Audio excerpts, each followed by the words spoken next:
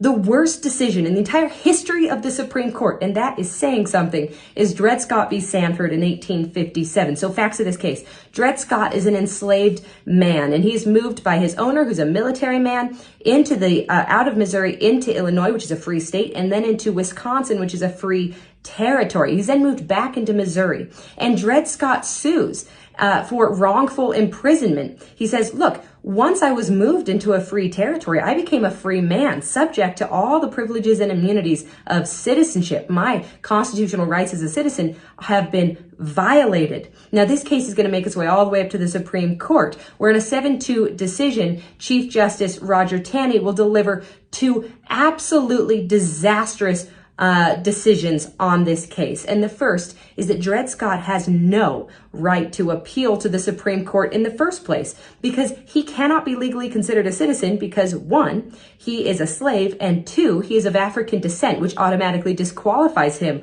from citizenship. Oh, okay, so this isn't even the most controversial part of this decision, though it involves a lot of really intense language about inferior races, etc., etc.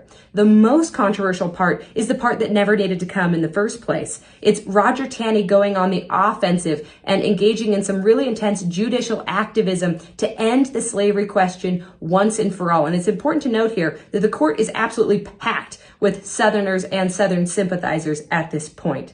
So what does he do? Chief Justice Roger Taney says, not only can Dred Scott not appeal, but territorial governments have no right to prohibit the transportation of slavery into the territories, because that would violate the property rights of actual citizens of the United States. And then he takes it a step farther and says, actually, even Congress has no right to prohibit the expansion or transportation of slaves into the territories. So bye-bye Missouri Compromise. And here he thinks, Congress can't solve the slavery issue. The president won't solve the slavery issue. So I'll solve it by simply perpetually opening up the territories to slavery. Nothing the territorial governments can do about it. Nothing Congress can do about it. Who can prohibit slavery? Well, the states.